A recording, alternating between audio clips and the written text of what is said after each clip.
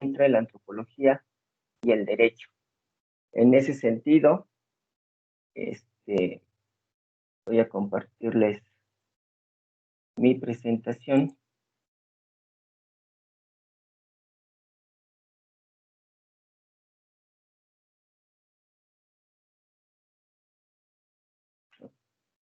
Y justo, ¿no?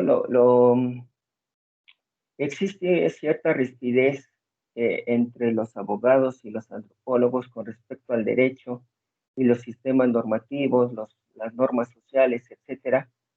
Y pareciera que no hay ninguna relación, pero para ir menguando justamente estas rispideces, quisiera empezar con decir que los primeros antropólogos que se conocieron fueron justamente abogados, todos fueron abogados, y todos ellos estaban interesados en la génesis de las instituciones, ¿no? Es decir, cuáles son, cómo surge el matrimonio, las relaciones de parentesco, el gobierno, las formas de organización social, ¿no? Las gens, eh, las tribus, etcétera, ¿no?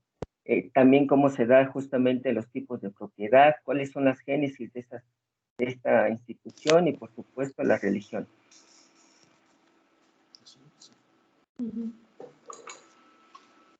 Escucho a alguien, si puede apagar su micrófono, por favor. Gracias. Bueno, y entonces, en ese sentido,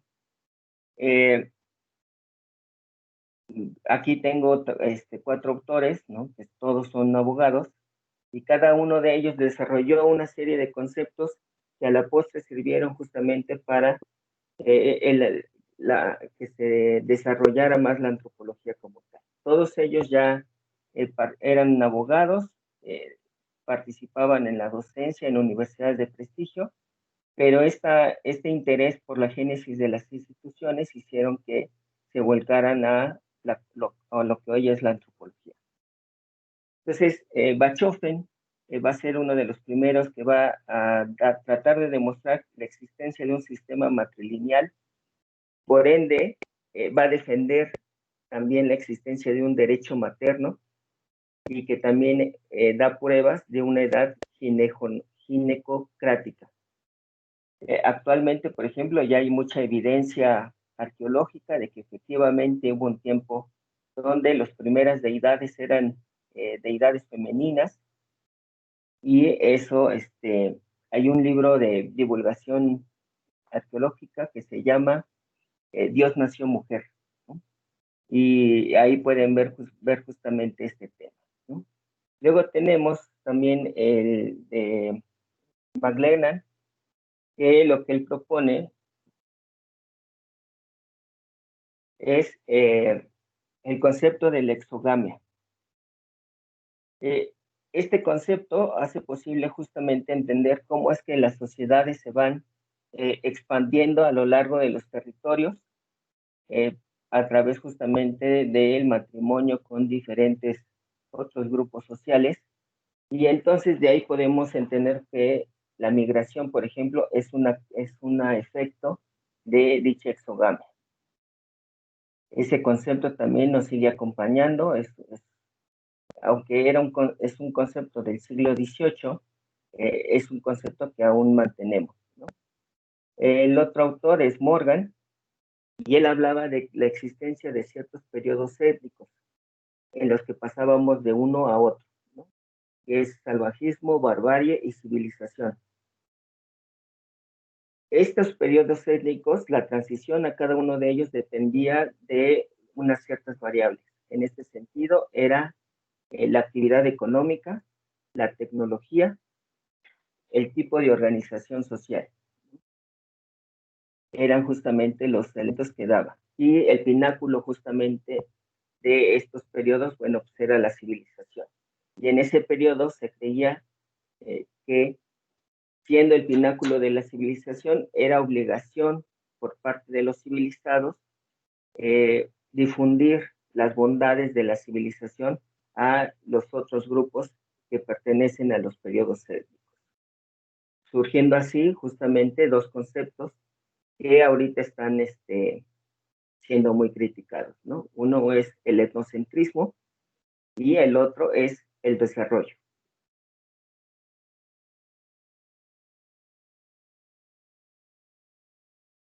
Finalmente, tenemos a Edward Bulmer Taylor, que es un antropólogo, bueno, abogado, antropólogo británico, que visitó México y que hizo justamente este libro que se llama Náhuac. Y él es el responsable de la primera definición de cultura, ¿no? Es un concepto que por lo menos por 50 años no había otro más que utilizar este concepto, esta definición que da Taylor de cultura, ¿no? Como aquel todo complejo que incluye el conocimiento, las creencias, el arte, la moral, el derecho, las costumbres y cualesquiera otros hábitos y capacidades adquiridos por el hombre en cuanto miembro de la sociedad. Si bien suena bastante bueno el concepto, en la dimensión operable de la investigación, pues no lo es tanto, ¿no? Porque la cultura es todo, ¿no? Entonces no podríamos justamente distinguir cualquier otra actividad que no se pueda considerar cultura, ¿no? Pero estos fueron los inicios. Después, la antropología se va desarrollando y tendríamos que llegar a 1920, cuando se publica el libro de Los Argonautas del Pacífico Occidental. Ese libro, de Malinowski, va a ser el punto de quiebre con respecto a la antropología moderna, porque a partir de ese momento surge el modelo que identifica por completo el quehacer antropológico, es decir, la etnografía. Y una vez que se da la etnografía, van a surgir... Okay. Permítanme.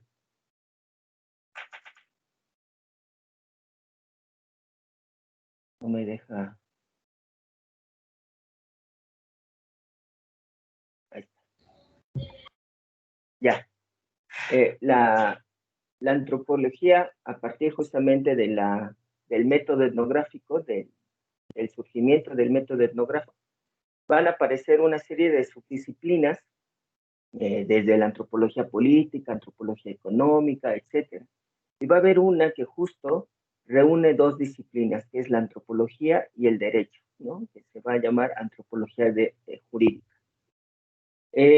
A lo largo de esta subdisciplina ha habido infinidad, y yo creo que ahorita también nos acompañan muchos antropólogos que después voltean hacia el ámbito del derecho y viceversa, muchos abogados que después miran la disciplina de la antropología.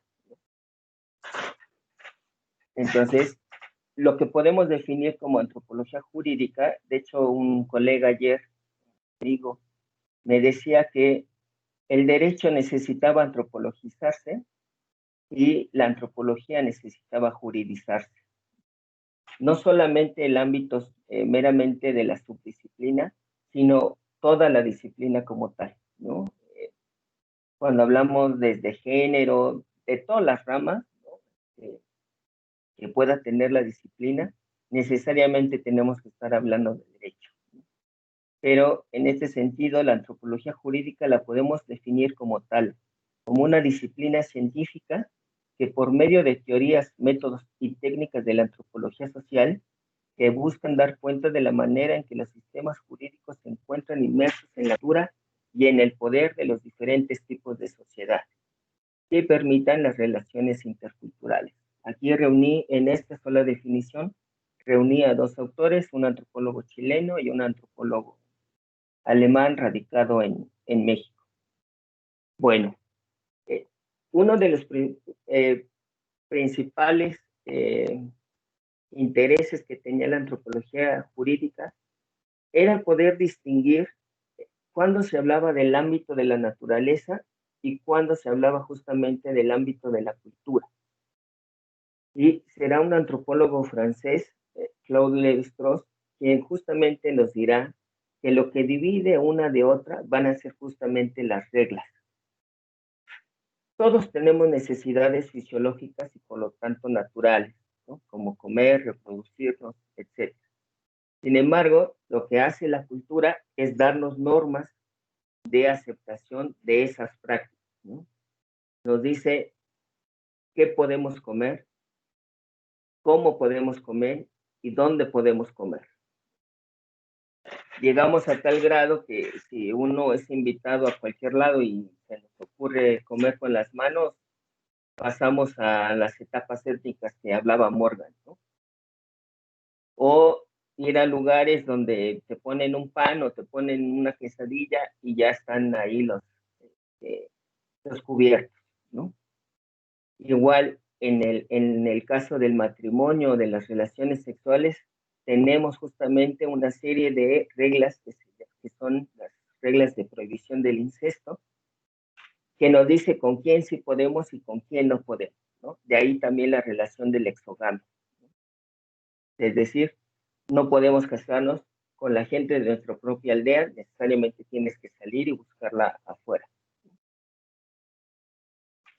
Esa va a ser justamente lo principal, ¿no? Y lo que va a reunir como tal a la antropología con el derecho, que siempre en medio de ambas, entre la naturaleza y la cultura, existen reglas. Entonces, pasando a la dimensión de la cultura, que es la parte que en este momento nos interesa, la podemos definir como tal, como la matriz, tanto consciente como inconsciente, que da significado al comportamiento y a la creencia social. Las unidades mínimas de esta matriz son justamente los signos y los símbolos interrelacionados entre sí. Se abrió un micrófono. Si tienen alguna duda o pregunta, por favor, en el chat se lo pueden comunicar a Gustavo o al final de la plática podemos tener la charla.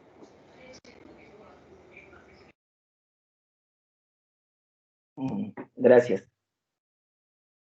Bueno, les decía que las unidades mínimas de la cultura son justamente los signos y símbolos que están interrelacionados entre sí, de tal manera que forman un conjunto. Es decir, esta matriz puede ser entendida como un sistema, ¿no? Un sistema que contiene una serie de elementos como son los conocimientos e información, las valoraciones, las emociones y sentimientos, las ilusiones y las utopías que se encuentran justamente interrelacionadas. Tengan muy presente esta definición porque al rato es la que vamos a estar utilizando, junto con la de la antropología jurídica. Ok.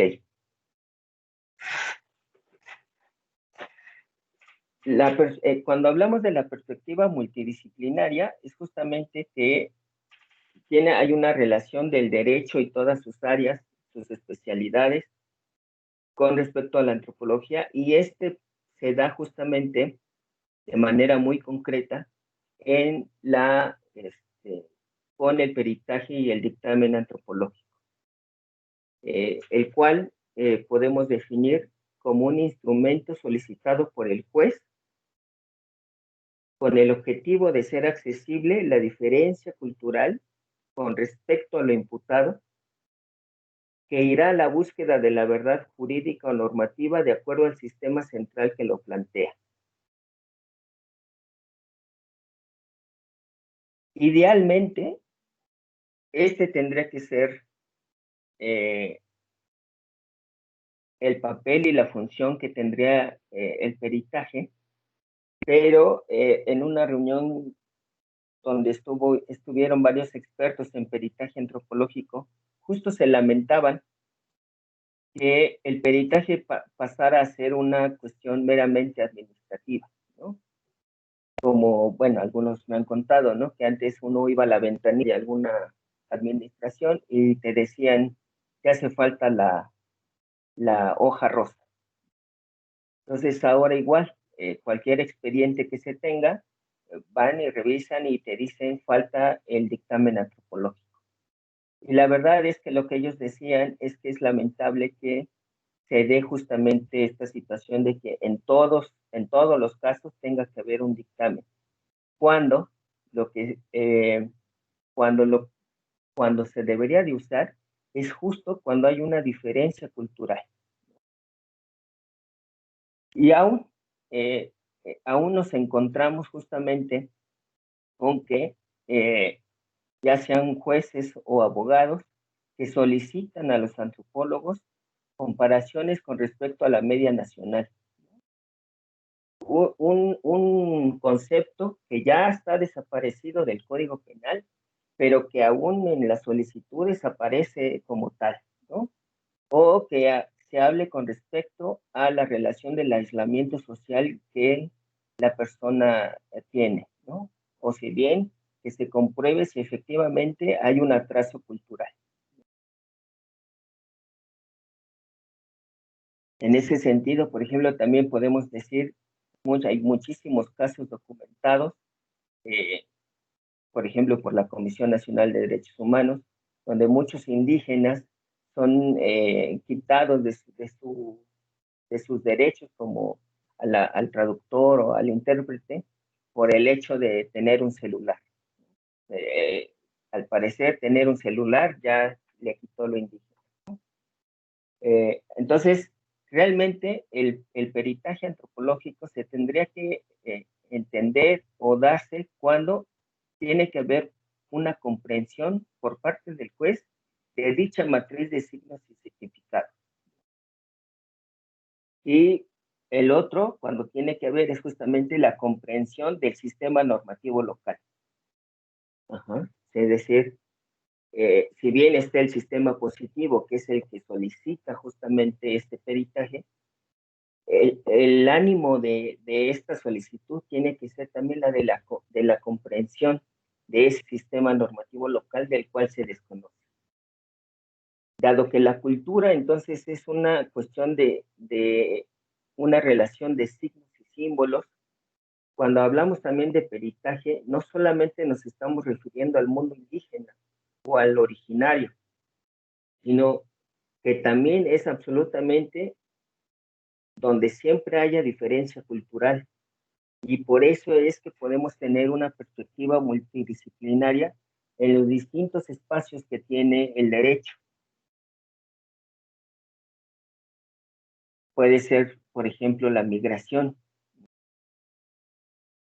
o puede ser, por ejemplo, creo que pasó en Chihuahua, ¿no? Donde un restaurante chino eh, fue, no sé si amonestado o de alguna manera expuesto porque estaba vendiendo carne de perro. Yo les aseguro que no hubo un peritaje antropológico, cuando ahí hay justamente una diferencia cultural de entender cuál es la diferencia de lo que nosotros entendemos por comida. Cuando hablamos justamente del derecho agrario, el territorio o el terreno no es un medio meramente de producción, hay una relación simbólica con ese territorio. Entonces, cada una, por ejemplo, en el ámbito laboral, también supe, por ejemplo, de un policía indígena que fue preso porque no llegó a tiempo a su hora laboral, amonestado por eso, y lo que él decía es que no pudo llegar a tiempo a su trabajo porque era autoridad tradicional en su pueblo y se estaba festejando la fiesta patronal. Entonces, el peritaje tiene que estar justamente en todos estos ámbitos de las disciplinas del derecho, siempre pensando en que lo que queremos nosotros es que sea accesible la diferencia cultural, ¿no? Ya la decisión, la determinación, pues ya eso ya corresponde al juez, ¿no?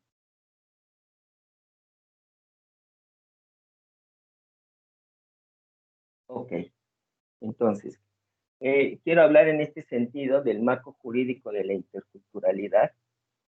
Estaba viendo justamente unas sentencias por parte del Tribunal Electoral y siempre dicen, ¿no?, que esta sentencia será dentro del marco de la interculturalidad.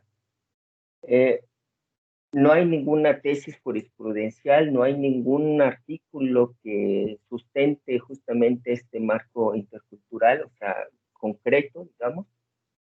Lo que tenemos es una serie de reformas a la Constitución Política de México. Primero la del 2001, que es el artículo segundo, y después todo un conjunto de reformas de proderechos humanos. Además, tenemos una serie de instrumentos internacionales que los más conocidos son el Convenio 169 de la OIT, la Declaración de las Naciones Unidas sobre los Derechos de los Pueblos Indígenas y la Declaración Americana sobre los Derechos de los Pueblos Indígenas, más alrededor de más de 170 tratados universales o regionales que tienen normas que reconocen derechos humanos. Todo este conjunto de instrumentos pro derechos humanos ha propiciado una serie de categorías nuevas o que han tenido nuevo impulso y que es necesario justamente ir desarrollando. Por ejemplo, José Ramón Cosío habla de una antropología constitucional con respecto a la contradicción de tesis 293-2011, donde se discute el límite constitucional de los derechos humanos y la definición de persona. Está también la premisa antropológica cultural de Peter Haberle, donde nos dice justamente que esa premisa antropológica cultural tiene que ver con la dignidad humana. Y actualmente están el canon neoconstitucional, siendo sus representantes Susana Pozzolo, Robert Alexis, y lo que ellos justamente dicen es que tiene que haber una serie de reformas constitutivas, prácticas jurisprudenciales y hermenéuticas novedosas y desarrollo doctrinario en la perspectiva comparada. Que en un diplomado reciente, un sociólogo colombiano hacía una tipología justamente de las constituciones o del desarrollo jurídico de cada país latinoamericano y ponía unos como de muy avanzada, media y un poquito más lentos en estos cambios hacia el canon neoconstitucional, ¿no?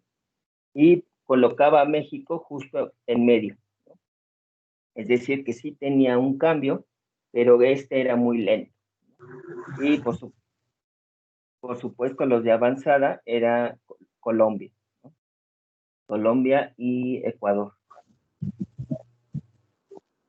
Y bueno, todos conocemos el paradigma garantista, que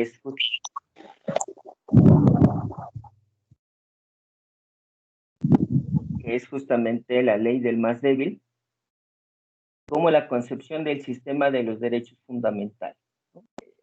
Va a tener impulso justamente a partir de, más ahora justamente a partir de estas reformas de derechos humanos. Todos estos conceptos me parece que siguen siendo muy descriptivos y que aquí es justamente donde también podemos estar relacionados, no solo los abogados, sino también los antropólogos y los filósofos, en ir desarrollando cada vez más teóricamente, prácticamente dichos conceptos. En algunos, por ejemplo, son solamente una mención, pero no se define como tal a qué se refieren con dicha mención. Entonces, hay muchísimo trabajo todavía por hacer, y en ese sentido, tanto antropólogos como abogados, filósofos, tenemos que sentarnos y realmente tener un diálogo abierto.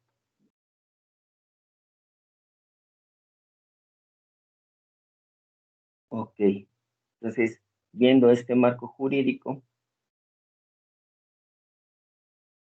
este marco jurídico de la interculturalidad presenta una serie de riesgos.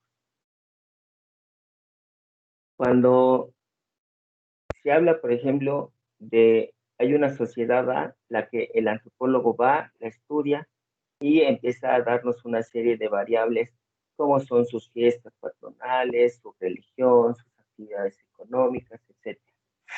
Y después va a otra sociedad B y eh, justamente empieza a ver también otro tipo de variables, ¿no? Aquí empieza a haber una división de los distintos antropólogos, unos diciendo que es imposible la comparación, ¿no? El método comparativo entre la sociedad A y la sociedad B, porque justamente no tienen absolutamente nada que comparten, ¿no? Realizan diferentes actividades religiosas, diferentes actividades económicas, comprenden de distinta manera ciertas concepciones, etc. Y hay otros que justo mencionan que tiene que haber una serie de variables con las que se pueda dar este análisis comparativo. Y justamente aparece esta perspectiva universalista y la perspectiva particularista. Pero además de este conflicto que se daba entre uno y otro, aparece justamente la noción de derechos humanos y su pretensión de universalidad.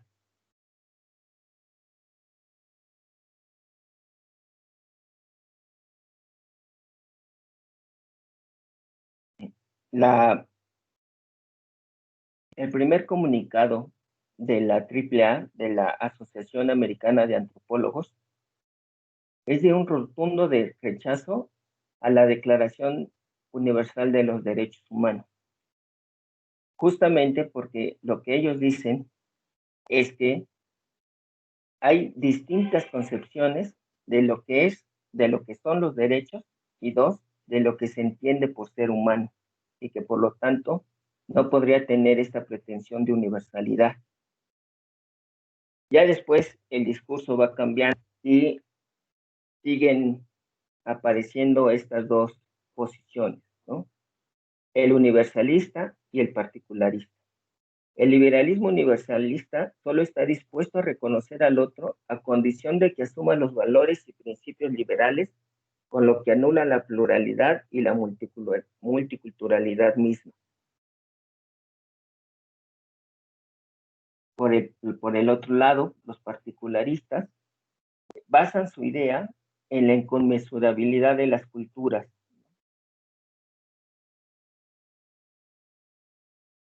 Y esta inconmensurabilidad son responsables del renacimiento de ciertas expresiones fundamentalistas. Entonces, estas dos posiciones tan radicales son justamente el riesgo de toda interculturalidad o todo intento de interculturalidad.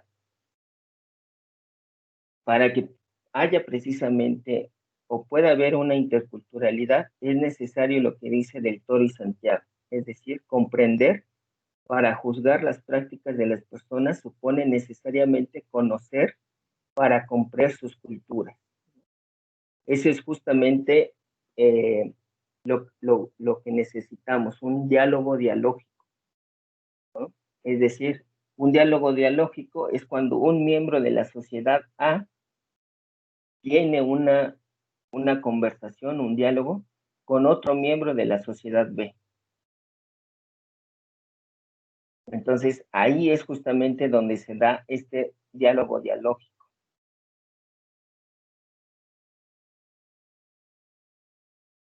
Ok, entonces, dado que existen justamente estas dos posiciones radicales, la perspectiva intercultural es la concepción más garantista de la diversidad y de los derechos de las personas y de los pueblos a su propia identidad cultural y autonomía. ¿Cuáles son las claves de la interculturalidad? Aquí justamente estamos hablando de tres claves para poder realizar o tener una práctica intercultural. La primera es el reconocimiento de la igualdad de las culturas,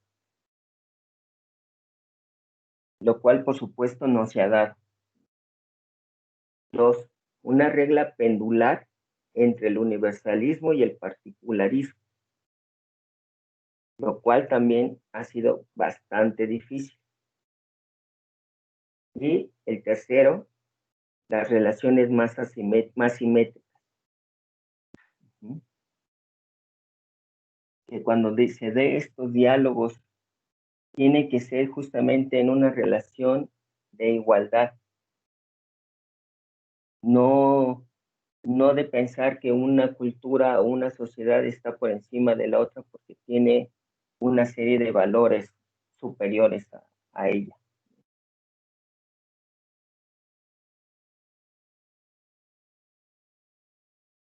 Y en ese sentido, el tema... Mami, mami, ay, ay, ay.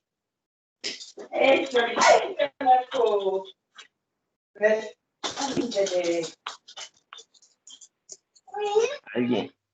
¿Alguien tiene prendido su micrófono? Perdón, es que me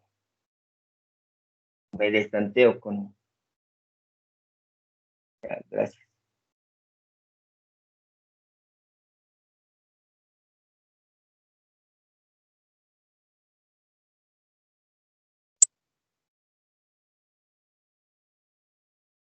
Ok. Entonces, siendo esta justamente las claves de la interculturalidad, también se nos presentan otra serie de dificultades que impiden esta perspectiva intercultural.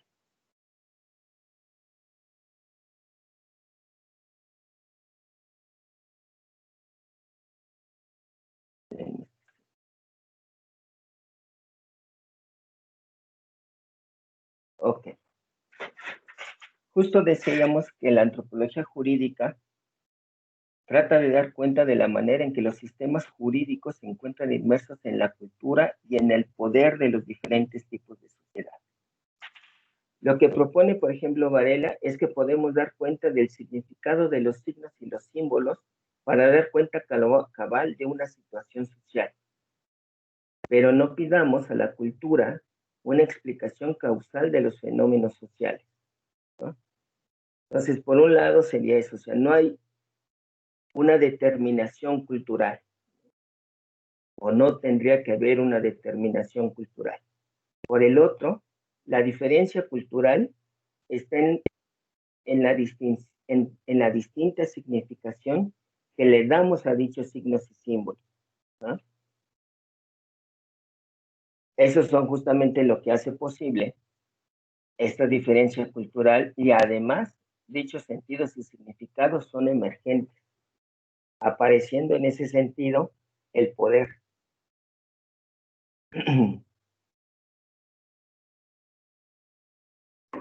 Dado que existe justamente la diferencia cultural, siempre estamos pensando en la existencia de estas relaciones de poder donde pones un sistema normativo hegemónico sobre los demás, ¿no? Si existe este sistema hegemónico sobre los demás, es imposible que pueda haber justamente relaciones interculturales.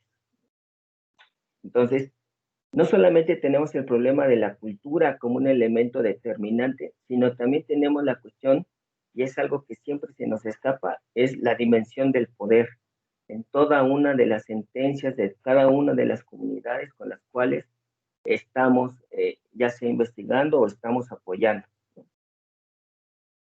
Entonces, ese es un elemento sumamente importante que siempre tendríamos que tener en cuenta. Además de que hay cosas estables, pero mucho más, hay cosas más inciertas, contradictorias y a veces inefables. Y no hay cosa más inefable que la misma cultura. Esta misma propuesta que viene de la antropología, la comparte un abogado que se llama Isaac González Ruiz, solo que le llama reconocer la incorrespondencia jurídico-cultural. Lo que él justamente nos dice es eso, o sea que mientras haya estas distinciones de poder, porque podemos reconocer la cultura como lo hace tal el multiculturalismo, ¿no? Pero si no reconocemos que también del otro lado existe capacidad para que ellos puedan decidir en torno a sus propios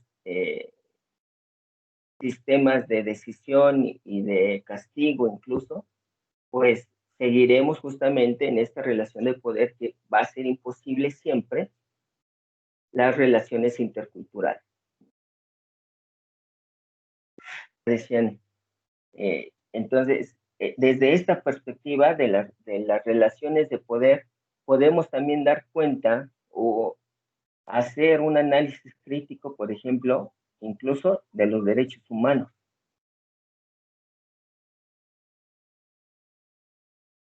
¿No? Del sistema positivo, en fin, hay toda una dimensión que la antropología jurídica tampoco llega a veces a observar, ¿no? Pero que ahí está latente, aunque es medio complicado luego dar cuenta de ella, pero hay que hacerlo, ¿no? Es muy necesario. Entonces, para ir eliminando justamente estas relaciones de poder, uno de los mejores instrumentos con los que se cuenta es justamente con el dictamen y el peritaje antropológico, porque es la herramienta que permite este diálogo entre la comunidad, la antropología y el derecho.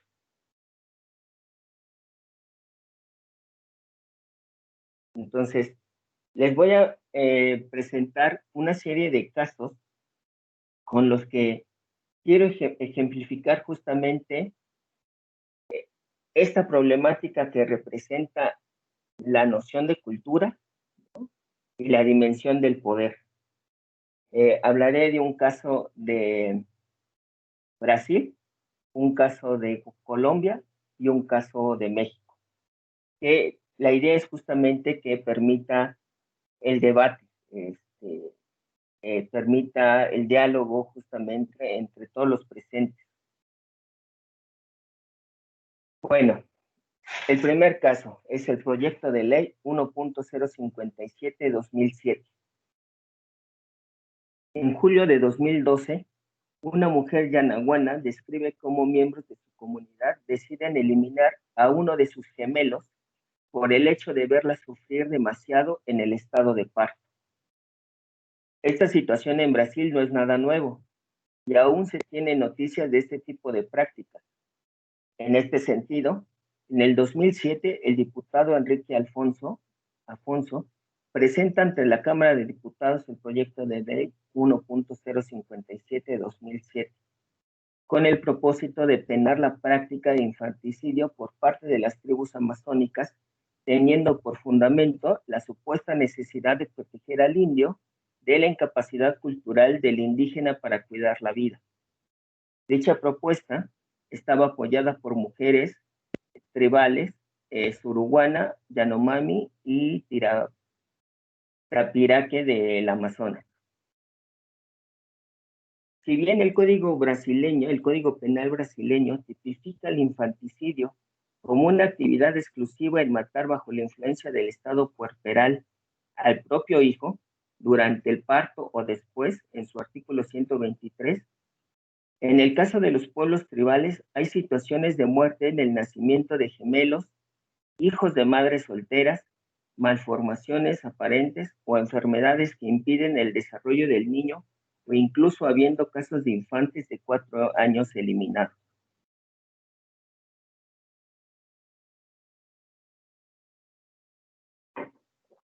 Esta iniciativa de ley, más nuevas noticias de infanticidios, reavivan el debate en torno de si deben ser castigados dichos pueblos por tales prácticas.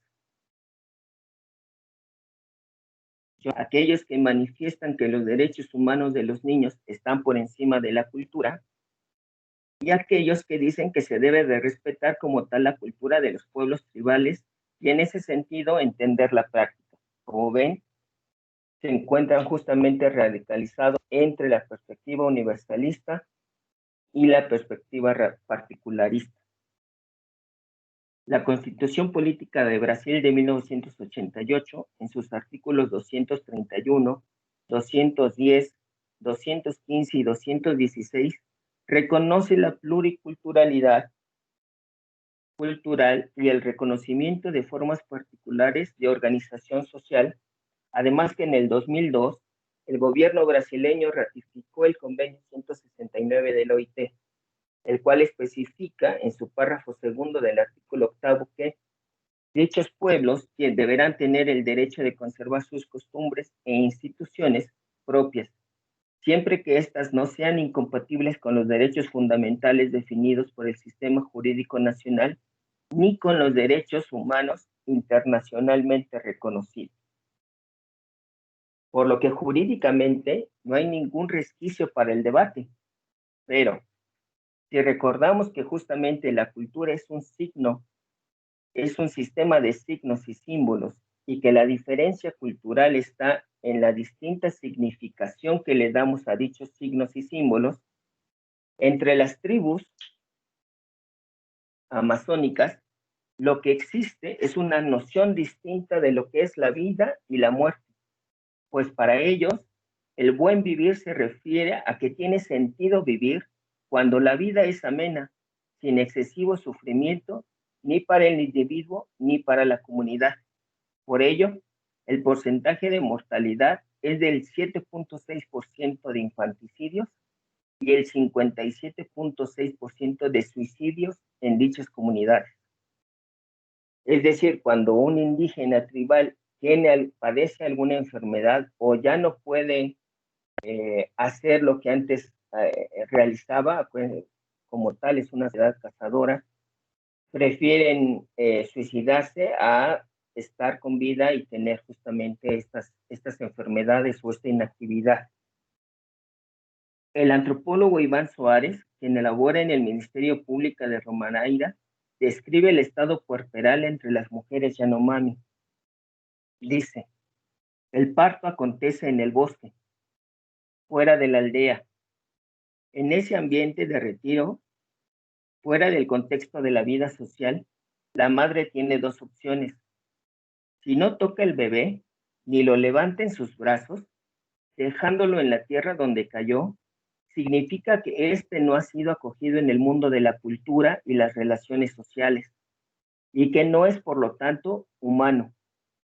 De esta forma, desde la perspectiva nativa, no se puede decir que ha ocurrido un homicidio, pues eso que permaneció en la tierra no era una vida humana.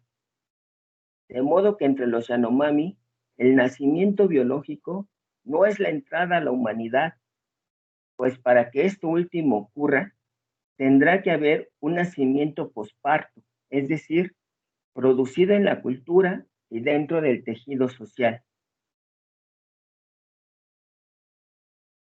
El proyecto como tal no fue aprobado y ha habido otros proyectos similares que han querido justamente penar la práctica del infanticidio en estas tribus amazónicas, pero siempre han sido detenidas. Tampoco ha habido reformas en cuestiones de jurisprudencia, ¿no? Porque justamente se entiende o dentro del debate está que hay otra concepción de lo que es la vida, la muerte y lo que es un ser humano, distinta completamente a nosotros, ¿no? Desde que tenemos una perspectiva biológica. Entonces, este es el primer caso que justo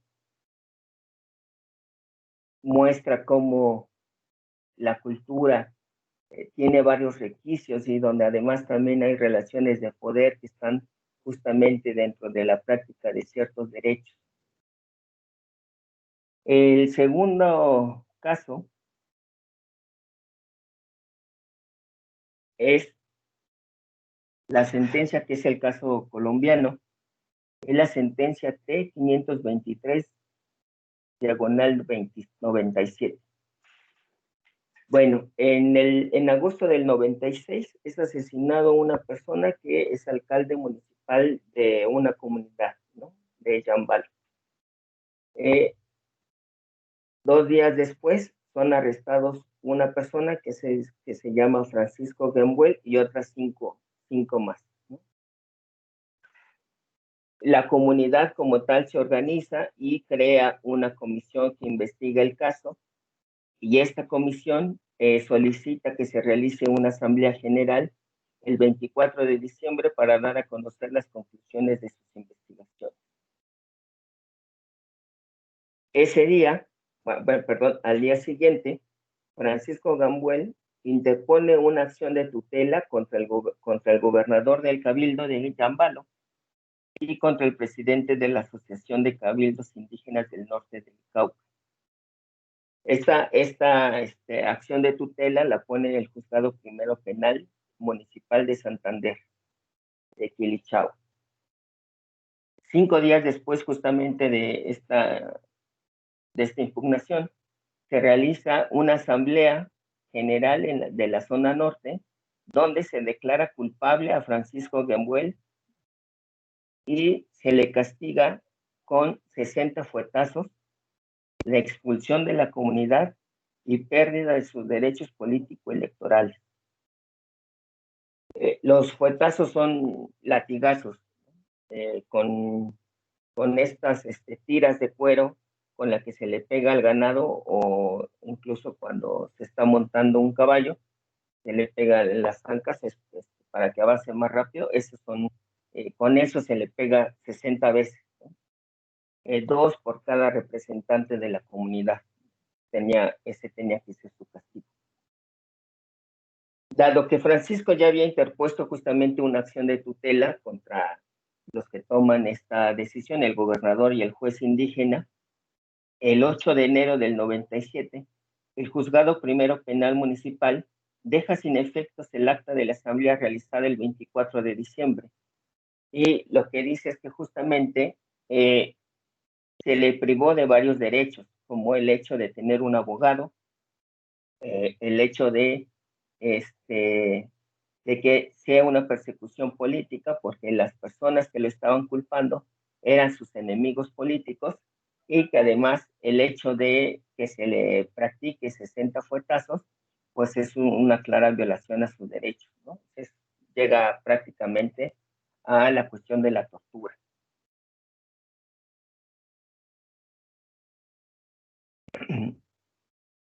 El procedimiento continúa, y el 8 de enero del 97, el Juzgado Segundo del Circuito de Santander, es decir, la segunda instancia, confirma la decisión de la primera instancia bajo los mismos argumentos, ¿no?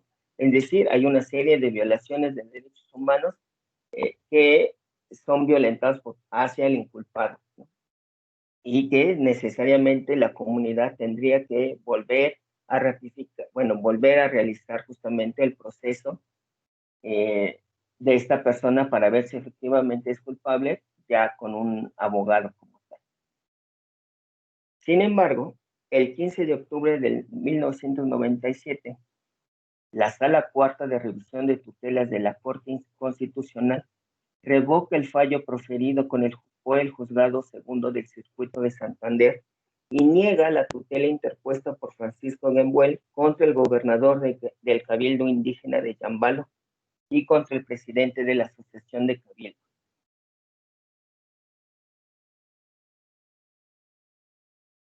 Es decir, anula por completo las decisiones del primero y del segundo juzgado y reafirma la decisión de la comunidad indígena de los castigos que debe recibir el sujeto.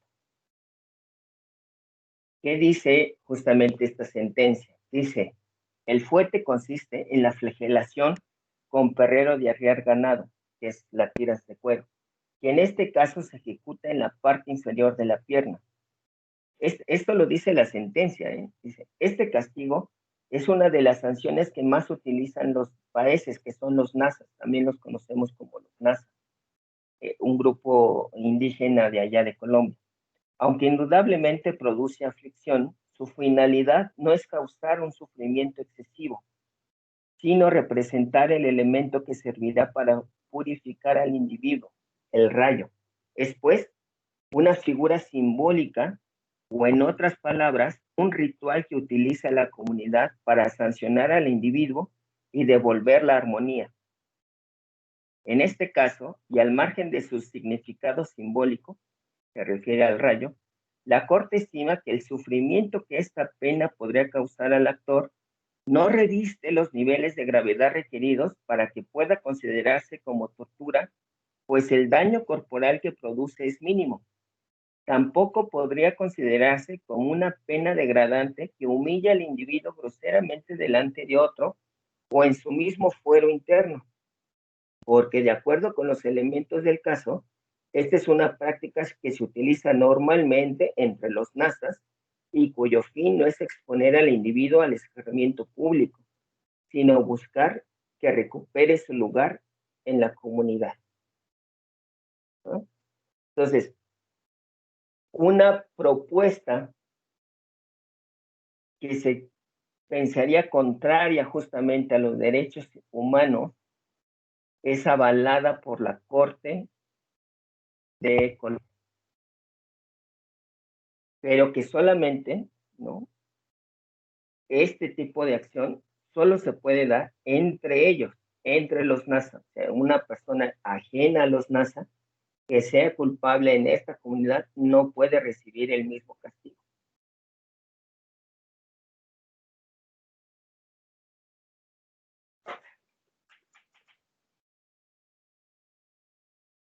Y bueno, el último caso es muy reciente, la da la Sala Regional de la Ciudad de México. El 29 de noviembre, el Instituto Electoral de la Ciudad de México aprueba un acuerdo para la determinación de las circunscripciones. Estas circunscripciones son la forma en que se divide el territorio para la elección de concejales, que serán el próximo año. Y dado que va a haber cambios justamente a dichas circunscripciones, el Instituto Electoral lo que propone es que haya una consulta justamente a los pueblos originarios. El Instituto Electoral, ya en marzo, va a implementar justamente unas medidas de protección por cuestiones del COVID. Y ahí se encuentra justamente donde dice, vamos a suspender justamente las asambleas comunitarias, que no es posible llevarlas reuniones masivas, ¿no?, con la gente. Y entonces también se plantea justamente la idea de que de plano se suspendan y que aún así haya modificaciones a dichas circunscripciones. El 19 de junio, el Instituto Electoral aprueba una adenda a su acuerdo con el objetivo de instrumentar la consulta a través de asambleas comunitarias virtuales. Dado que no puede haber reuniones presenciales en las comunidades, entonces el Instituto Electoral local lo que propone es que sea justamente a través de medios electrónicos. El 21 de julio, casi un mes después, se celebra justamente la Asamblea Comunitaria Virtual Informativa en Tlalpan. Ahí en esta asamblea hay muchísimas discusiones, unos porque no pueden entrar, otros porque se dicen ser autoridades de los pueblos sin ningún tipo de prueba, digamos, ¿no? Y eso justamente va creando rispideces dentro de la propia comunidad. El 6 de agosto, una serie de personas de distintos pueblos originarios de aquí de la Ciudad de México impugnan justamente esta cuestión de las consultas de las asambleas comunitarias virtuales y lo impugnan ante la sala regional, ¿no? Este caso me parece raro, ¿no?, porque nunca se impugnó ante la primera instancia, que es el tribunal electoral, sino que se pasó directamente a la siguiente instancia, que es la sala regional. Y la sala regional acepta ese brinco. Bueno, lo que impugnan ellos, estas personas de los diferentes pueblos, es que hay un rezago tecnológico, hay un desconocimiento de las TIC, de las tecnologías de la información y la comunicación, y que hay una edición exclusiva por medios tecnológicos, ¿no?, lo cual rompe justamente con los principios de toda consulta indígena, ¿no? Que debe ser por medios idóneos. Y en este caso, la forma idónea de difusión en los pueblos originarios es por voceo y por pega de carteles en los diferentes espacios públicos de mayor tránsito de los pueblos. Pero dado que estaba la pandemia, entonces el único medio disponible pues eran los medios tecnológicos. El 31 de agosto, hace no menos de 20 días,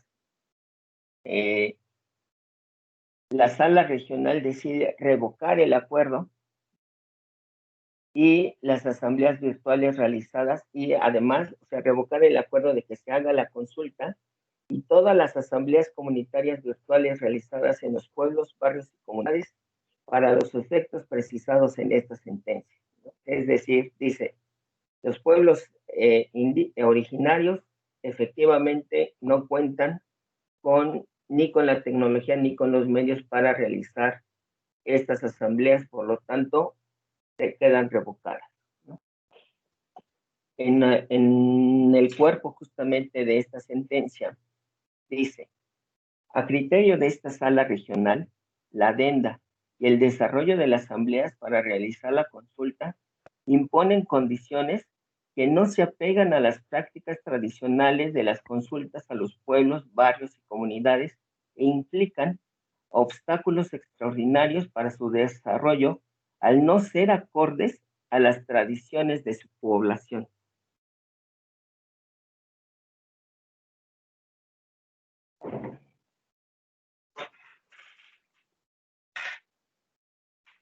Es justamente, es similar a esta concepción de que si un indígena posee un teléfono, deja de ser indígena. ¿Desde cuándo una variable de la tecnología es condición para determinar una identidad? Y aquí vuelve a aparecer, o sea, en vez de que el Tribunal Electoral sentencie impulsando una política pública para el desarrollo justamente de estas comunidades, para que hubiera internet, para que hubiera enseñanza sobre el uso de la tecnología, eh, para que justamente ellos puedan acceder no solamente a este tipo de consultas, sino a muchos otros medios, ¿no? Donde pueden dar otros espacios también de debate, ¿no? Pero no, lo que dice la sala es efectivamente lo cancelo porque no se apega a las prácticas tradicionales. Lo que hemos dicho, ¿no? En diapositivas más arriba, es que justamente estos signos y símbolos y su significación son emergentes, es decir, van cambiando, a lo mejor como dice Brudel, de manera muy lenta, pero van cambiando. Entonces, tendríamos justamente que ir eliminando estas percepciones, ¿no? De lo que se supone que sería un indígena y dejar que justamente los pueblos indígenas sean las que determinen sus propios cambios.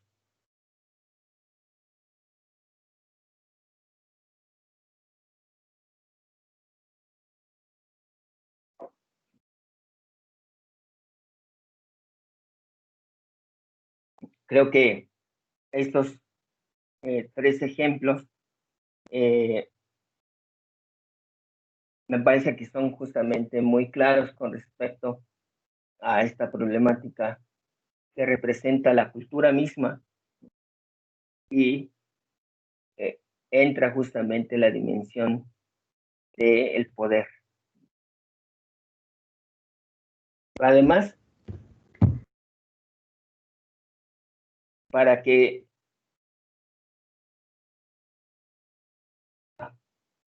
okay, para que sea posible justamente la interculturalidad, se necesita, me parece, dos cosas, son dos necesidades. y aparece otro tema, ¿no? Que vale la pena después desarrollar. Uno es justamente lo que mencionaba, ¿no? Tiene que haber un diálogo dialógico. Suena medio raro, pero justo, o sea, si yo como miembro de una sociedad establezco una conversación con otro miembro de mi sociedad, podemos tener un diálogo, ¿no? O sea, nos entendemos. Pero cuando estoy hablando con otra persona que representa y que tiene otra cultura, ¿no? Otra percepción, otras definiciones, justamente ahí es donde se tiene que dar justamente el esfuerzo dialógico.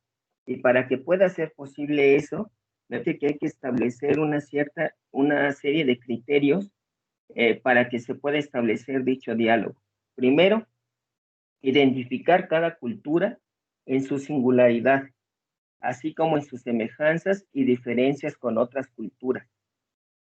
Dos, intentar comprenderla en su identidad y en sus relaciones con otras culturas diversas, de manera neutral, sin juzgarla previamente, poniendo en cuestión todo prejuicio.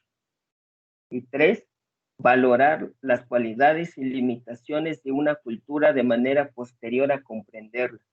Estos criterios los establece el filósofo Luis Villoro y justamente me parece que son sumamente plausibles y que todos, absolutamente todos aquellos que tenemos algún tipo de relación con culturas que son distintas a las nuestras, tenemos que tener siempre muy presentes.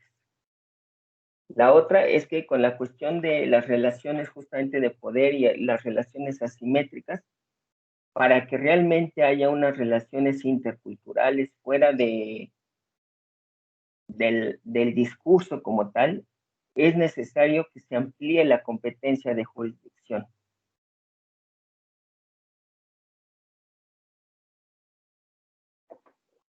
Que tal vez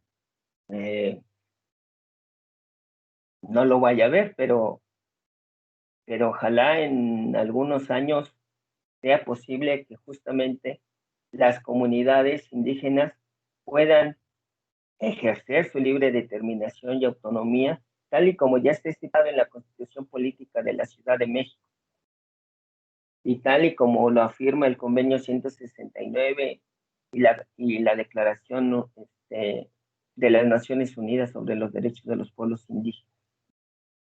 Y por último, esta serie de reformas que aparecen en el 2011, va surgiendo un tema que si bien ya muchos abogados y antropólogos hablaban de que es la judicialización de la política, me parece que es hasta ahorita donde realmente estamos encontrando experiencias donde podemos ver que las soluciones a problemas políticos se dan en los tribunales. Y ese fenómeno es justamente sumamente interesante y creo que es una materia prima para no solo las investigaciones antropológicas y los dictámenes, sino también para tesis jurisprudenciales. Muchas gracias.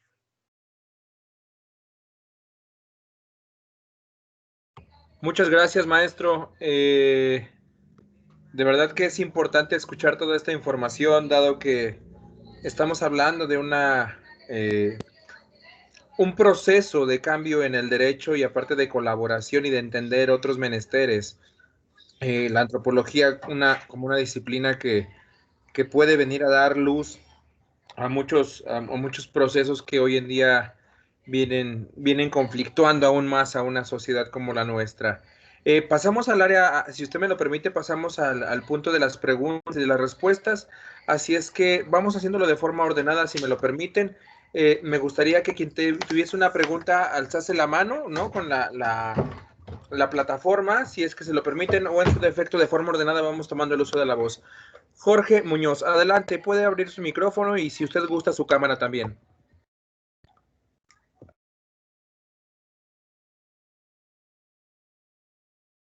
¿Ya me escuchan allí? Sí, ¿Me ya. escuchan? Adelante. Hola, bueno, y bastante interesante este planteamiento, porque dentro del campo del derecho, apenas, desgraciadamente, se empiezan a integrar dos conceptos fundamentales, que se llama el control de convencionalidad y el control difuso. La pregunta es la siguiente: ¿hasta dónde estos consideran, se integran en los peritajes antropológicos, eh, precisamente para atenuar estas situaciones, digamos, de controversia entre lo que es el hecho y la ley, ¿no? Ya que, pues bueno, el control de convencionalidad nos ayuda a ver precisamente el cumplimiento de las normas y los tratados internacionales, y el control difuso, pues como no se limita a lo que es, no integra la litis, se limita, perdón, a lo que es nada más es el marco de legalidad por la función, y eso puede desaplicar en algunos casos las normas, ¿no?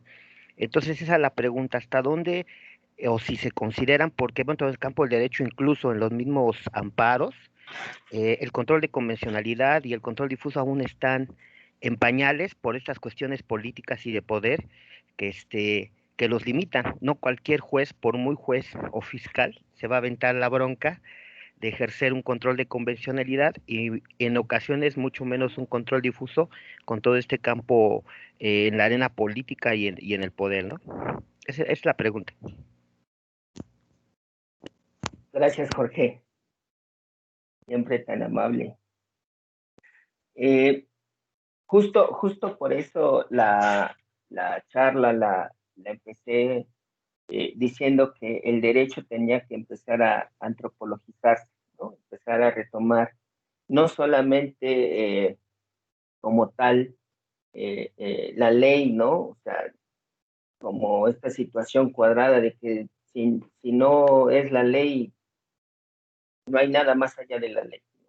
Sino que justamente por eso me atreví a presentar estos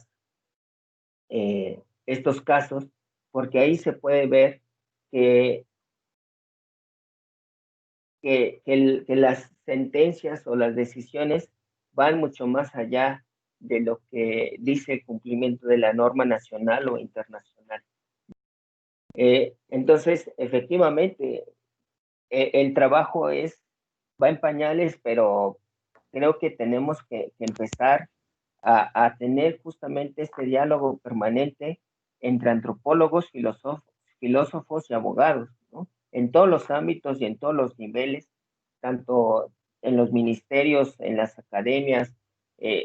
Por ejemplo, cuando se habla de derecho indígena, no es ni siquiera una materia dentro de de la currícular de la licenciatura, ¿no? Vas a hacer una optiva o bien en una que otra escuela, ¿no? Pero justamente estas situaciones de diferencia cultural, de entender que existen diferencias culturales, pues la verdad es que es bien difícil, ¿no? Y sí, efectivamente hay, creo que estos controles que mencionas son bastante, si bien están dentro del discurso del derecho, eh, lo que nosotros como antropólogos vemos es que la propia realidad, ¿no? Lo que vemos es que a veces supera nuestros marcos teóricos o normativos, y para eso es necesario este diálogo. Gracias. Muchas gracias, maestro. Aura, si gusta tomar el uso de la voz, adelante. Sí, muy buenos días, maestro. Muchas gracias por su exposición. Y bueno, nada más quisiera comentar, soy Verónica Caporal, nada más que no me di cuenta que entré con la cuenta de mi hija. Entonces, lo que yo quisiera comentarle es más un comentario, que usted, ¿qué piensa? ¿Qué sabe también con respecto a los peritajes antropológicos con perspectiva de género? Específicamente los que están realizados para mujeres que han sido víctimas de trata, de desaparición, para las víctimas indirectas del feminicidio, que justamente lo que te piden cuando tú vas a hacer el peritaje la juez o el AO, el Ministerio Público, justamente en su planteamiento del problema te piden que tú les puedas mostrar cómo se construye la vulnerabilidad de una mujer desde la perspectiva de género, cuando es víctima, por ejemplo, de trata con fines de explotación sexual y el proxeneta se casa con ella, se la lleva con engaños y entonces el juez, la juez o la jueza te dice, demuéstrame que esto que hizo este presunto responsable fue a través del engaño. Y cómo configurar un peritaje que permita elaborar todo este planteamiento desde los derechos humanos y los derechos humanos de las mujeres, desde un marco teórico metodológico de la perspectiva de género, pero además el análisis que vas a realizar es justamente cómo el sistema patriarcal androcéntrico construye esa vulnerabilidad a partir de la opresión y la desigualdad de las mujeres. Esto se lo pregunto porque yo desde 2006 estoy haciendo peritajes con esta perspectiva y prácticamente lo que me encontré es que no había una metodología. Todos los peritajes y todo el planteamiento teórico estaba pensado para comunidades indígenas. Entonces yo me enfrenté a cómo poder hacer, yo trabajaba en una fiscalía especial de delitos de violencia contra las mujeres y me solicitaban como antropóloga hacer este trabajo.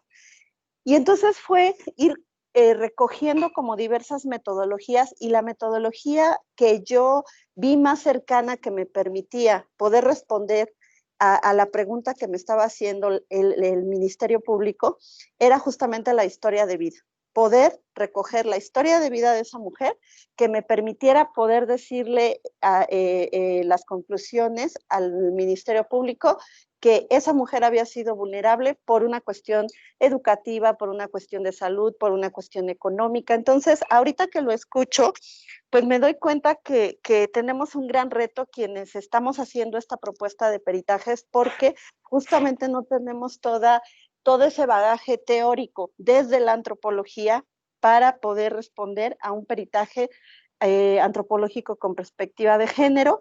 Y pues mi pregunta sería, usted desde su experiencia y desde todos los peritajes que ha realizado, ¿cuáles serían algunos criterios o lineamientos que nos ayudaran a darle mayor fuerza a este peritaje? Porque además, una de las grandes problemas que tenemos quienes estamos haciendo este trabajo es que las y los jueces o quienes procuran justicia no saben para qué sirve el peritaje antropológico para víctimas de estos delitos y solamente lo ven para poblaciones indígenas. Muchas gracias, maestro. Muchas gracias a ti, Verónica.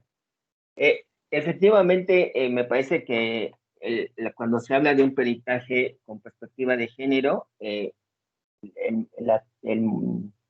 la técnica utilizada por ti es la adecuada, que es la historia de vida, justamente para darle contexto a la identidad.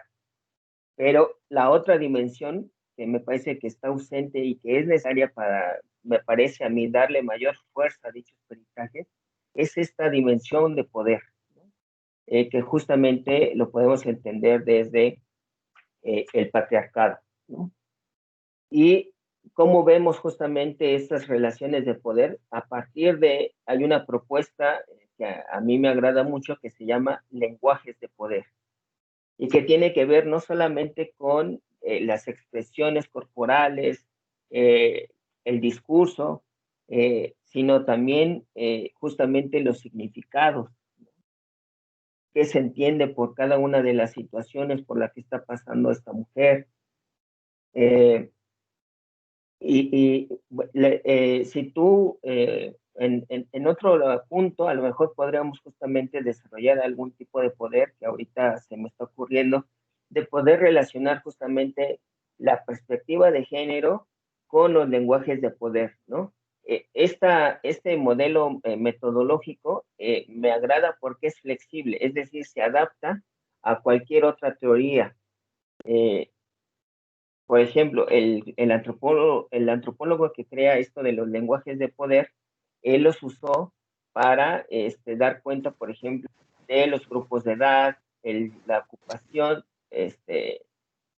la división de trabajo sexual, etcétera, ¿no?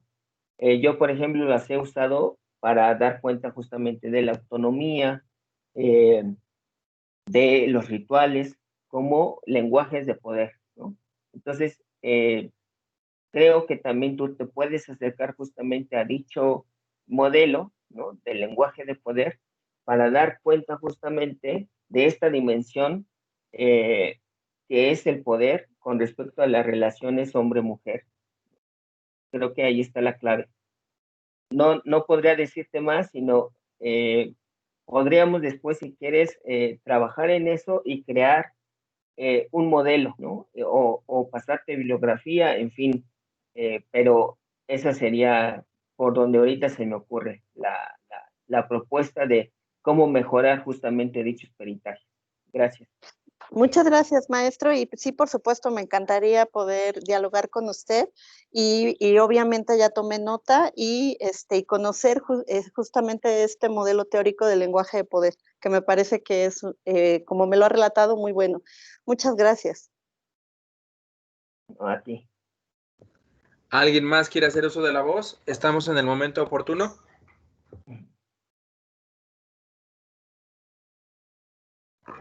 Bien, maestro, parece que no hay más preguntas. Entonces, antes de despedirnos, maestro, nos gustaría presentar... Maestro, ¿me permite intervenir, por favor? Claro que sí, Raquel, adelante. Buenas tardes, maestro, muchas Buenas felicidades tardes. por su exposición. Me llamó mucho la atención, sobre todo todo lo que nos ha estado exponiendo en la primera resolución que nos dijo de Brasil, donde precisamente donde nace, es que no recuerdo si fue en Brasil o en el siguiente, le dice que dónde es cuando para ellos es persona. Entonces ahí sí es muy importante porque sí se están respetando en este caso en lo que es en esa área, pero me surgió la duda, digo, si ya hay derechos humanos y que están implícitos en las leyes internacionales, digo, ¿en qué momento, por ejemplo, se puede defender esta vida? Porque aunque yo quisiera interponer algún método, pues ya cuando yo llegaría, pues ya habrían tomado la decisión de quitarle la vida a este menor. Entonces, como dice usted, sí tendríamos que tener un lenguaje sin estar criticando o juzgando a cada una de ellas para poder establecer realmente qué es una persona y cuáles serían sus derechos. Pero sí es muy complicado con respecto a la forma en que lo manejan, como dice usted, en la política. Entonces aquí donde le digo es, sí se pueden utilizar los derechos internacionales, porque sería la última opción para cada uno de los países. Pero lo que me surge es, ¿en qué momento se podría aplicar en esa zona? Porque si yo cuando yo llego para aplicarlos, pues ya yo supongo que ya pudieron haber, ya manejaron este ritual o los rituales que usted comenta. Eso sería. Gracias. Gracias. Creo que es justamente del caso de Brasil, que es una propuesta de ley. Sí, efectivamente, o sea, el tema es sumamente escandaloso, ¿no? Por decirlo menos. Cuando la primera vez yo escuché del tema, mi esposa es psicóloga, perita también en cuestiones de derechos de los niños, pues también decía, o sea, es un menor, ¿no? Y los derechos humanos, su protección está por encima de cualquier práctica cultural, ¿no? Y efectivamente, o sea, nosotros la entendemos así. De hecho, apenas creo que va a pasar, no sé si ya pasó en la Cámara de Diputados, una ley, una iniciativa donde ya no podemos darle coscorrón o jalón como nos hacían a nosotros, ¿no? De que con las reglas nos pegaban, etcétera, ¿no? A los niños, justamente para protegerlos. Pero lo que tenemos aquí en el caso de Brasil es justamente esto, diferente concepción de lo que es un ser humano. Entonces, el instrumento internacional, evidentemente ya los tenemos ahí. ¿Qué es lo que puede hacer o cuál sería mi propuesta como antropólogo para poder empalmar justamente este instrumento con la noción? Pues parece fácil, pero yo diría que es justamente cuadrar los derechos humanos a la definición de humano que tienen esas comunidades.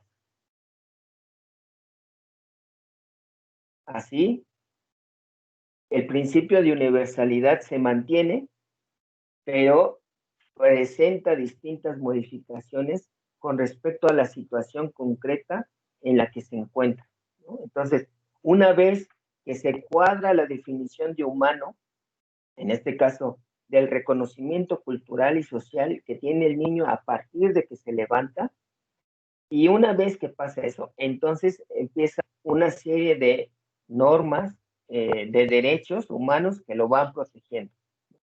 Pero necesariamente tenemos que partir de esa propia definición. Algo que para muchos también sería inconcebible, ¿no?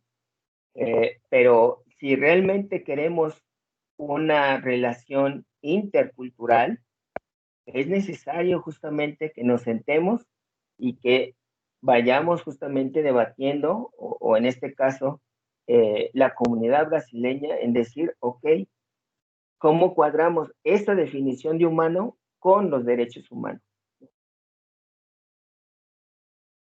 Gracias. Sí, si me permite algo más, algo que le comentaba a la antropóloga que está llevando a cabo sus peritajes, me llama mucho la atención lo que comenta usted y lo que también ahorita acaba de mencionar acerca de los términos. ¿Qué términos y porque también nosotros, bueno, yo soy abogada, también así he visto que pasa igual, no sé, con un perito de psicología o en alguna otra situación en los cuales más allá de ayudar, pues no se entiende porque para ellos, no sé, la alimentación lo definen de alguna manera y el otro lo define de otra, ¿no? Entonces, como dice usted, qué tan importante desde la vía internacional es respetar qué significa cada uno de sus conceptos o sus palabras que ellos utilizan entre su población, sus costumbres, su política. Eso es todo, gracias. Gracias. Sí, justo en esta relación interdisciplinaria es donde necesitamos traductores, ¿no? Es donde el abogado quiso decir, ¿no? Cuando se refiere a un antropólogo y un antropólogo igual, lo que el antropólogo quiso decir es necesario, ¿no? A menos que haya alguien que sea abogado, antropólogo, psicólogo, entonces va a tener todas las dimensiones.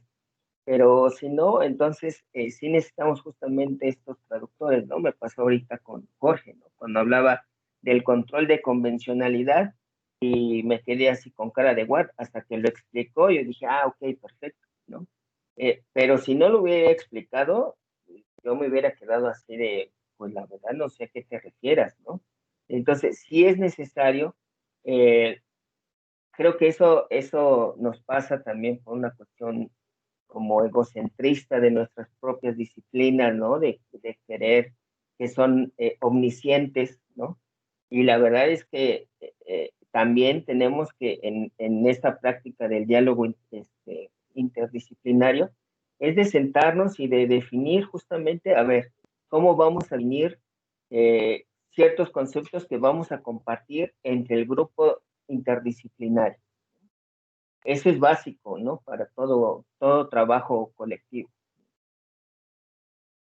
Gracias. Gracias, maestro. Gracias a usted.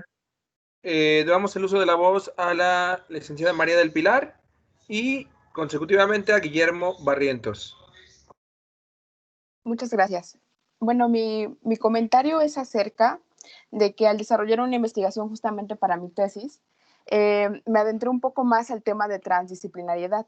Entonces, me gustaría conocer su perspectiva acerca de las diferencias entre la inter y la transdisciplinariedad para el diálogo justamente de estas disciplinas, porque en lo que yo me encontré era que la interdisciplinariedad justamente integraba diferentes disciplinas también, pero respetaba como los límites de cada una. Y por ello mi propuesta iba más a la transdisciplinariedad, en donde justamente se generaban estos diálogos que respetaban obviamente la aportación de cada una de las disciplinas, pero al mismo tiempo validaban obviamente sus limitaciones y podían así generar diferentes propuestas para muchísimos temas. Mi tema en general de la tesis era la trata de personas. Entonces, bueno, me gustaría conocer su perspectiva acerca de estas dos, por favor. Sí. En general hay tres posiciones, ¿no? Es la multidisciplinariedad, interdisciplinariedad y transdisciplinariedad. La multidisciplinariedad ya quedó rebasada, que es justamente la suma de disciplinas en un objeto, pero que cada quien hace lo que puede con lo que tiene y tan, ¿no? Se pegan ahí los distintos discursos y así se entrega, ¿no? La interdisciplina es una propuesta del enfoque de la complejidad, específicamente propuesto por Rolando García, que es un físico de la UNAM, desde la teoría de la complejidad, que lo que él va diciendo es justamente que hay una serie de reglas que tiene que seguir el trabajo interdisciplinario. Una es que todo el grupo de los distintos disciplinas tienen que definir su objeto, ¿no? Sus conceptos, ¿no? Y sus metodologías. Es decir, que si, por ejemplo, vamos a hacer un censo de comunidades indígenas por parte de INPI y en la mesa de trabajo me ha pasado, hay un químico, además el químico encargado de crear las variables, lo que tenemos que tener claro todos es que estamos de acuerdo todos en la definición que tenemos de comunidad indígena. Que todos tenemos claro que el método que estamos utilizando es el adecuado, ¿no? Eso implica, obviamente, muchísimo más trabajo, porque requiere precisamente el ejercicio de traducción, ¿no? Hay muchísimos conceptos, términos, metodologías, autores que no conocemos, ¿no? Y es normal, incluso en nuestras propias disciplinas hay un montón de trabajos que desconocemos. Entonces, sí necesitamos este diálogo permanente de colaboración en el que, mira, yo me refiero a tal, ok, entonces vamos a entenderlo de esta manera. ¿Estás de acuerdo? Sí, no, etcétera. Y se discute, ¿no? El chiste es llegar a consensos. En el trabajo interdisciplinario, lo importante es llegar a consensos con respecto al proyecto. Y la transdisciplinariedad es una propuesta, o yo la conozco desde la propuesta de Edgar Morin, que tiene que ver justamente con esta idea de que un objeto de estudio traspasa una serie de disciplinas, ¿no? Pero quien hace posible ese traspaso es un individuo, que es el individuo que sabe de antropología, es el individuo que sabe de derecho, es el individuo que sabe de filosofía y que ha leído absolutamente todos los textos y que tiene un gran bagaje, ¿no? Por supuesto que es posible, pero no todos tenemos esa facultad de poder tener todos esos conocimientos juntos, ¿no? Entonces, para mí es muchísimo más viable la interdisciplinariedad, aunque tiene mayor trabajo porque requiere esos consensos. Gracias. Muchísimas gracias. Muchas gracias, maestro. Guillermo, adelante. Sí, buenas tardes. Muchas gracias, doctor Ulmaro.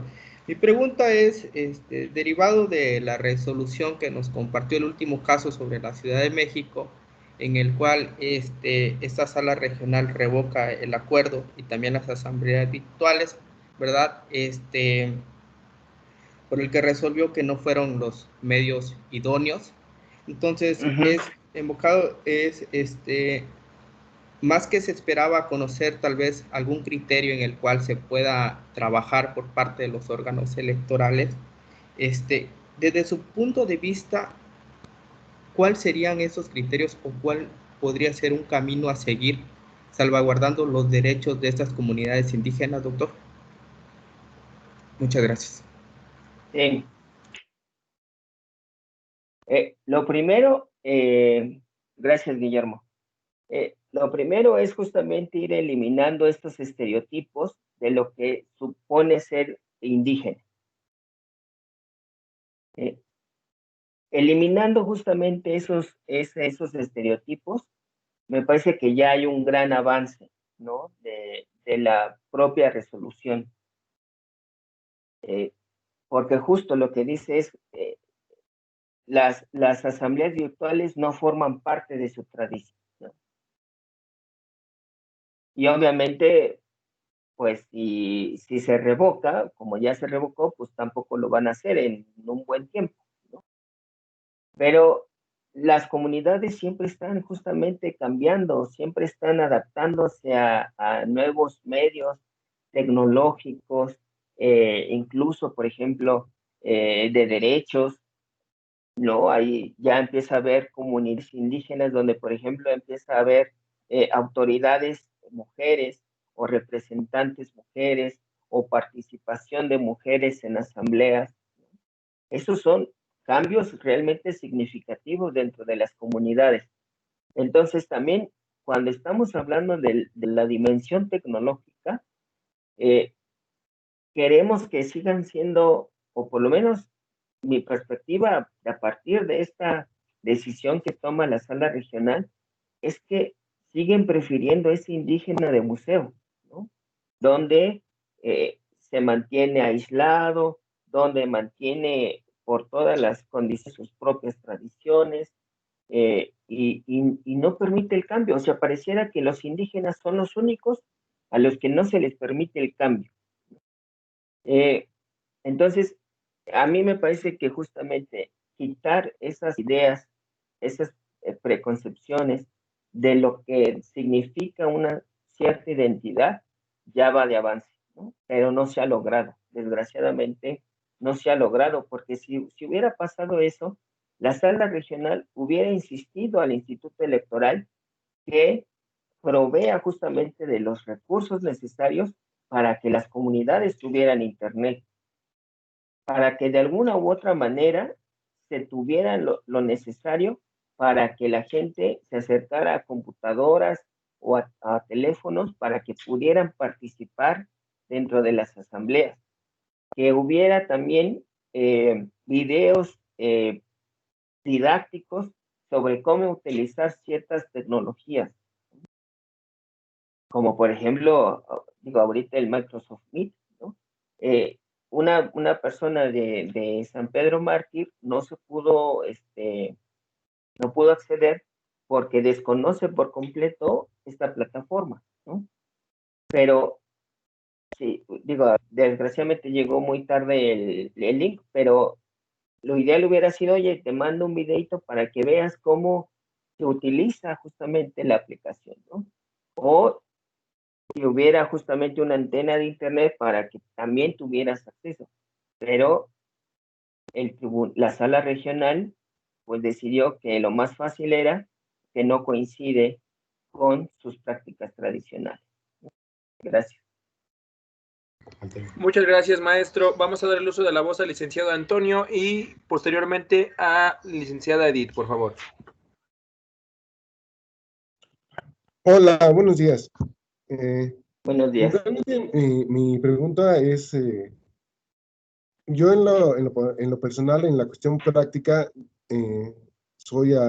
veo materia constitucional, veo cuestión de amparo, pero realmente veo el uso de la cuestión antropológica, sobre todo la antropología social en peritajes, pero ya está el momento de que se da una violación a derechos humanos. Antes no hay un entendimiento de lo que es la cuestión antropológica, ni una cuestión de la cultura, por así decirlo.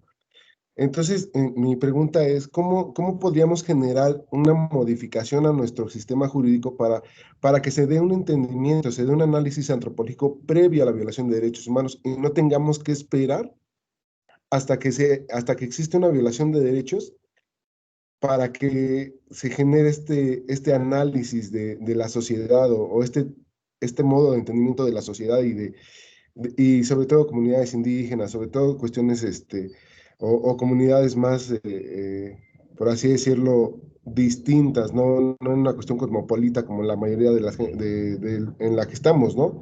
Entonces, ¿cómo cambiar esa perspectiva dentro del sistema jurídico y que puedas o que se pudiera dar este entendimiento. Sí, gracias, Antonio. Creo que justo también lo mencioné en la exposición, tiene que iniciar desde que en la currícula de la carrera haya una materia dedicada justamente no solo al derecho indígena, sino justamente al pluralismo jurídico, ¿no? Al pluralismo cultural y jurídico existente en nuestro país y realmente en todos los estados, ¿no? Porque,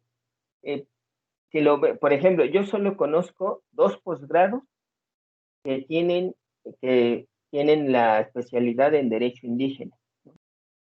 Uno es en la Universidad de Guatemala, que es la Universidad de San Marcos, y la otra es una propuesta que tiene el gobierno de la Ciudad de México que todavía no se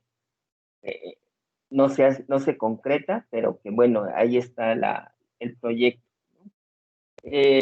Por ejemplo, en la UACM, donde también hay derecho, los únicos que tienen la materia de antropología jurídica son los que están estudiando la licenciatura de Derecho en las cárceles. Pero los que están estudiando por ejemplo, en Tezonco o la que está en el norte, no me acuerdo, no está la materia de derecho indígena, ¿no? Y muchas otras la tienen simplemente como una optativa, ¿no? Y que como optativa, pues, la puedes tomar o no, ¿no? Cuando realmente tendría que ser justo para que no suceda esto de que solamente se conoce hasta que ya tenemos un caso y que de pronto muchos abogados hasta ni les interesa o te dicen sí, muchas gracias, pero pues, ni lo leen, ¿no? Tiene que ver desde la propia educación que se tiene.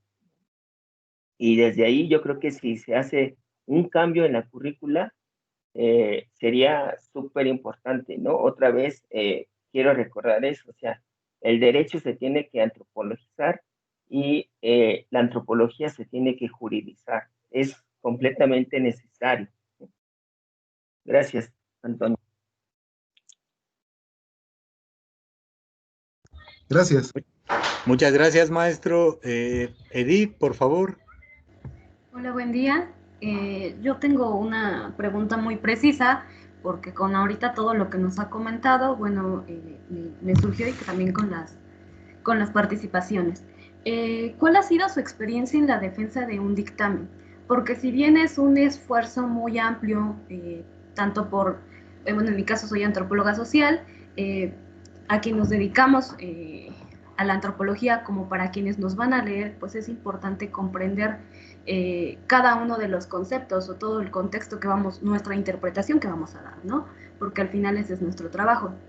Y bueno, yo creo que gran parte también de ese trabajo, no solo elaborar un dictamen, sino también la parte de la defensa frente a jueces y abogados que justamente no tienen toda la formación que tú tienes. Bueno, ¿cuál es la experiencia que usted ha tenido respecto a esto y su opinión también respecto a esta parte de la defensa del dictamen, ¿no? Porque justo también aunando a un poco al comentario anterior, como no existe esta formación dentro de la currícula, en nuestra formación como antropólogos nunca, bueno, en mi caso, ni siquiera hay antropología jurídica en la universidad en la que estudié,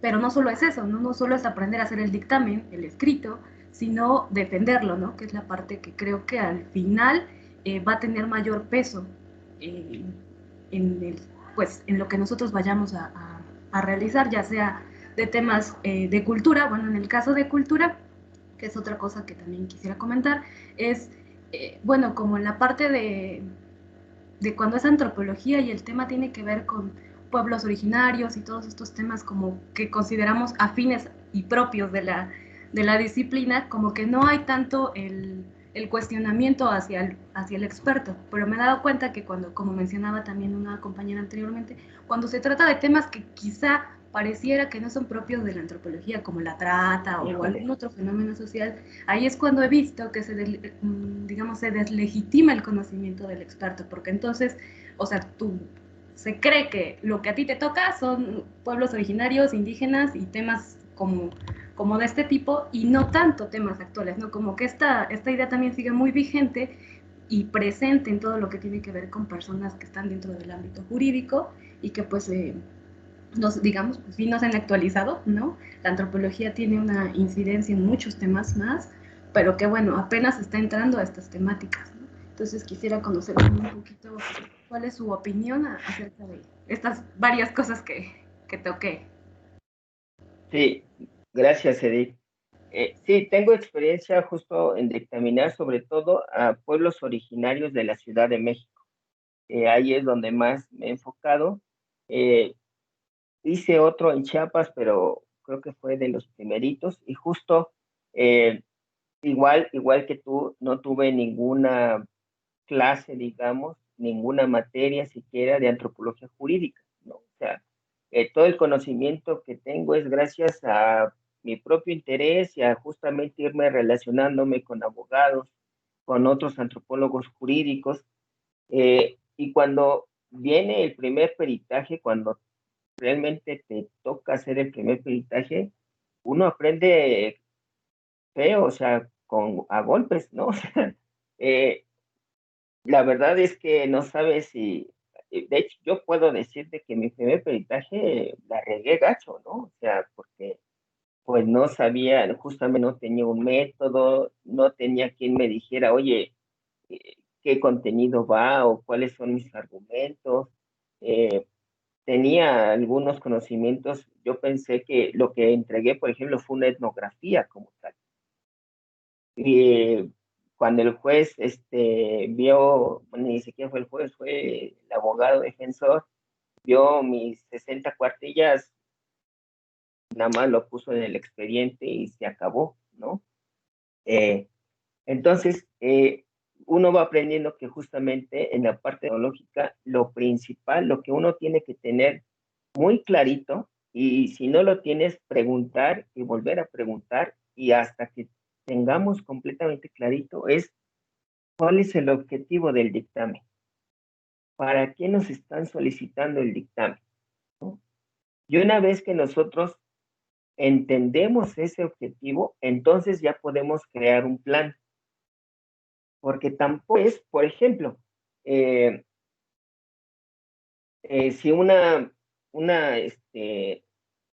ayer o antier, no me acuerdo, estaba viendo un video de una antropóloga jurídica de Argentina. Decía que un boliviano lleva 30 años viviendo en Buenos Aires y es acusado de un robo, me parece, ¿no? Y el abogado defensor lo que llama es a un antropólogo y le dice que su mejor defensa es la diferencia cultural. Y lo que ella primero se interroga es, pues, ¿cuál diferencia cultural? Si él llegó a Buenos Aires desde los 5 años, o sea, es más argentino que boliviano, ¿no? Entonces, si a mí me llegara, por ejemplo, un caso así, no lo aceptaría, ¿no? Porque no hay realmente una diferencia cultural, ¿no?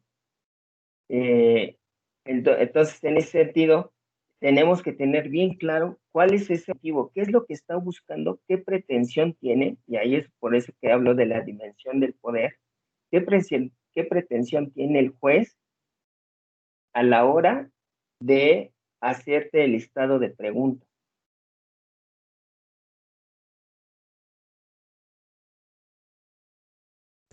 Gracias.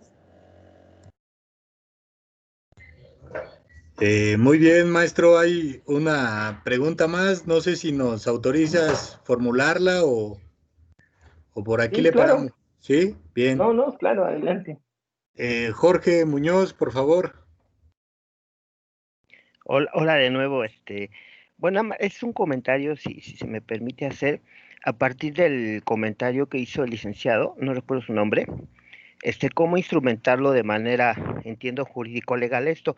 Un servidor cuenta con las dos formaciones, soy un experimento bizarro de antropología social y derecho.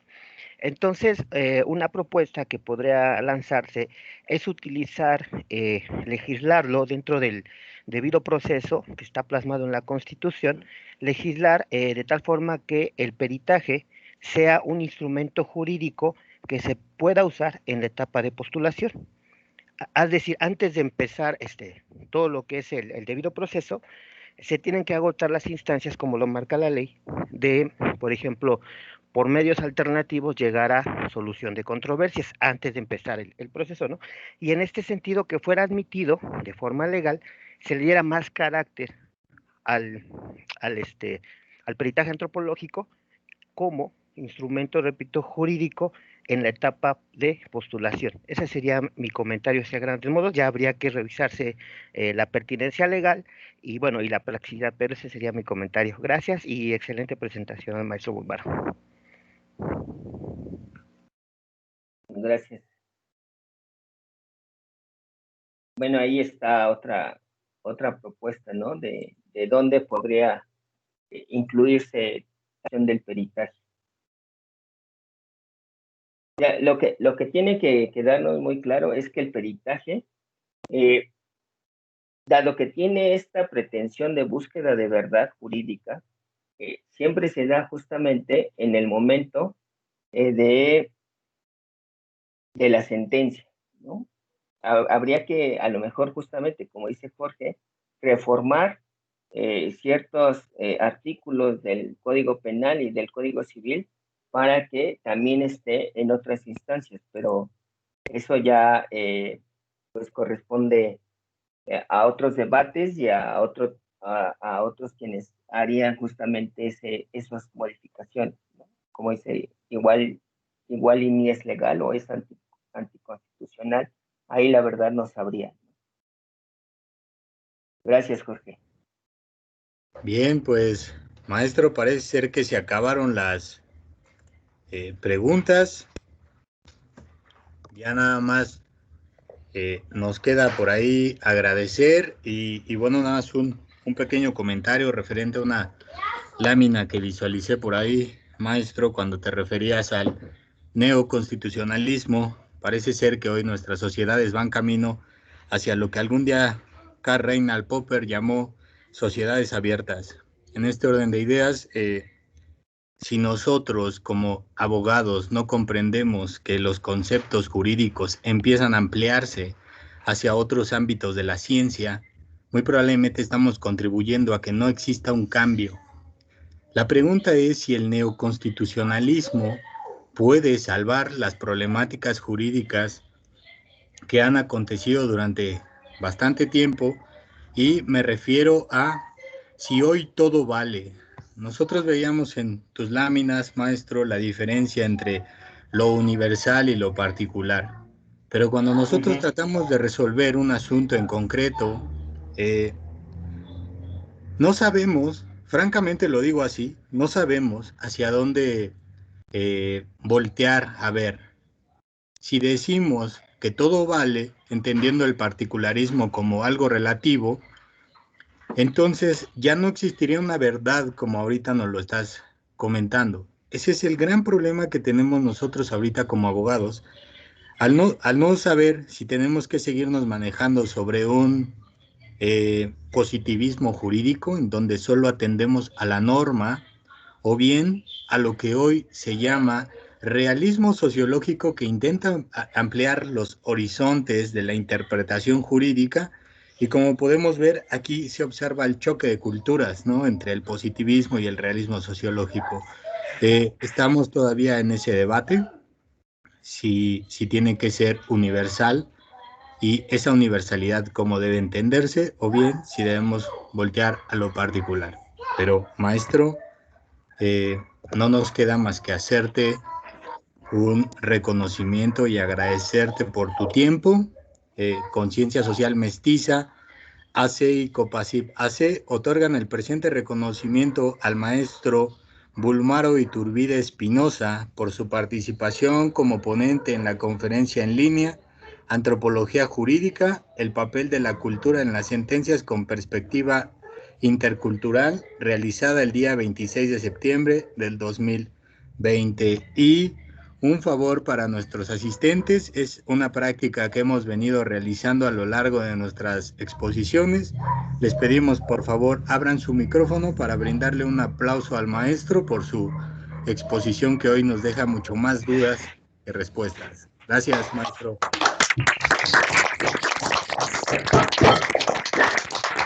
Ya. Gracias.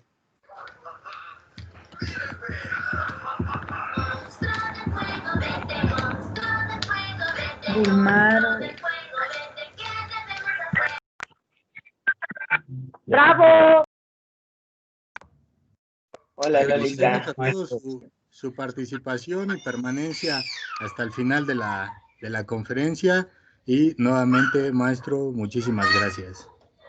Muchísimas gracias. Fíjate que ahorita con lo que me estabas comentando, aquí en mi librero me acordé de este librito que supongo que todos conocen o la mayoría conoce, que se llama Constitución Política y Realidad, donde justamente el debate es si tendemos ya que ir rebasando este positivismo jurídico e ir viendo no solo la existencia de como dices, el realismo sociológico, sino la existencia de distintas realidades. Creo que esa sería la aportación que dejo. Espero que sean más preguntas y dudas y que ustedes estén motivados justamente para indagar y que este también sea el espacio para volvernos a conectar y aprender juntos. Muchas gracias a todos. La puerta siempre está abierta, maestro, es tu casa y nos ponemos de acuerdo para el siguiente tema. Gracias a todos. En nombre de Conciencia Social Mestiza y Copasiva C, les deseamos que tengan un buen fin de semana. Quedamos a sus órdenes. Hasta luego. Hasta luego. Gracias.